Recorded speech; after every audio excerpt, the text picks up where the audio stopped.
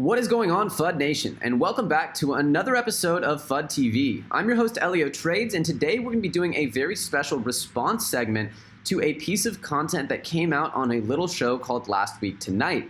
If you follow John Oliver's satirical news show, then you will know that he does a pretty good job a lot of times at covering complex topics. However, last night we do believe that he missed the mark in a lot of ways, and so we want to do a very special response where we pick apart this segment and tell you what we did and didn't agree with. So strap in, because we got a response segment, the first of its kind ever here on FUD TV, coming up for you right now.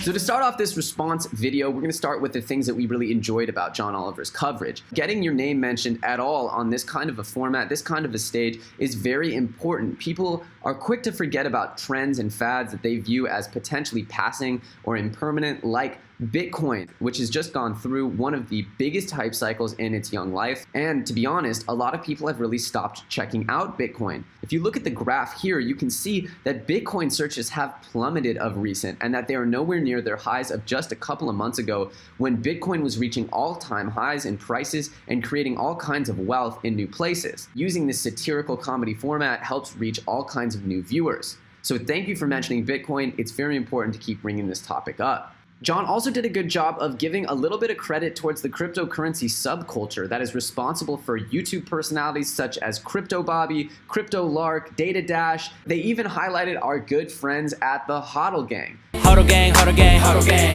Now, the HODL culture is responsible in many people's minds for the resilience of the cryptocurrency community. You can't lose what you don't sell is the sort of age-old saying in the HODL world, meaning that even if the market crashes, if you refuse to sell your coins and simply wait for the market to come back, that you'll be much, much better off than if you had sold at a loss. This HODL culture has certainly been responsible for enabling the cryptocurrency markets to respond and recover from crashes that might have certainly crippled other financial sectors. Even though Oliver mentions Bitcoin and how potentially revolutionary the technology that powers it is, he leaves Bitcoin by saying that it's a tremendously speculative investment and that many people doubt its future and that it could actually end up becoming worthless. While all of that's true, and you always want to operate out of an abundance of caution when providing entertainment segments such as this one about cryptocurrency, the reality is that these types of segments can be kind of make or break, given that it could be the first or second impression that anyone has of cryptocurrency in general. So telling people that it could crash and go to zero, while true, is maybe not the first thing we really want people to know about this cryptocurrency world. Maybe we want people to be more educated about the technology than focused on the price. Another thing is that they highlighted the sort of proverbial Bitcoin idiot millionaire. They definitely didn't flatter this kid. They made him look dumb, and they made it seem like anyone who invests in Bitcoin has simply gotten lucky and that they're operating on dumb luck. They've completely ignored the reasons why people actually invest in Bitcoin. They only go over it for about 10 seconds when they talk about this guy in the middle of Central Park or some other park in a public place educating people about Bitcoin in a full-size costume.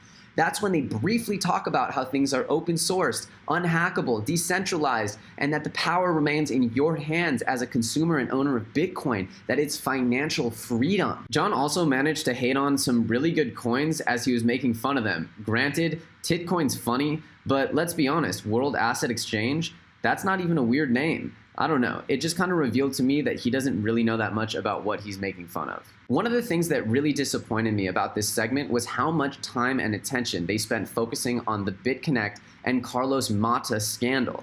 The fact that they played the whole Carlos Mata BitConnect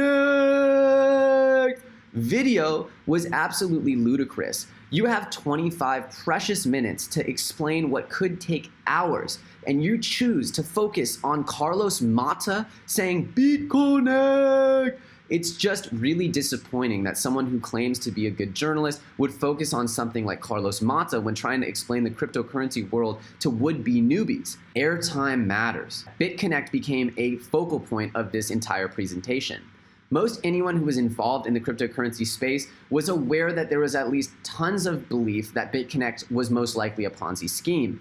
The most prominent figures in the space, including Vitalik Buterin and many others, came out publicly Tons of YouTubers made it very clear that anyone investing in BitConnect was investing in a scam. To focus on the BitConnect Ponzi scheme as one of your focal points for a segment that's supposed to be educating would-be newbies about the cryptocurrency and blockchain space is downright irresponsible.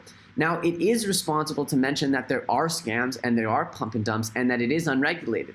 However, talking about the BitConnect scam, then talking about pump and dump groups, then talking about Ponzi schemes in general, and then bringing out a fake Carlos Mata in the form of Keegan-Michael Key, this was a failure of journalism, a genuine failure by HBO and the John Oliver team. Finally, John Oliver goes on to pretty much disrespect the entire HODL culture as an imprudent and immature reaction to market downturns, when in reality, the HODL culture has been responsible for bringing this tremendous and revolutionary technology that is blockchain and the Bitcoin network to the level of economic importance that it has reached. In the end, he only talks about blockchain as a specific topic for about 3 minutes, between minute 7 and minute 10.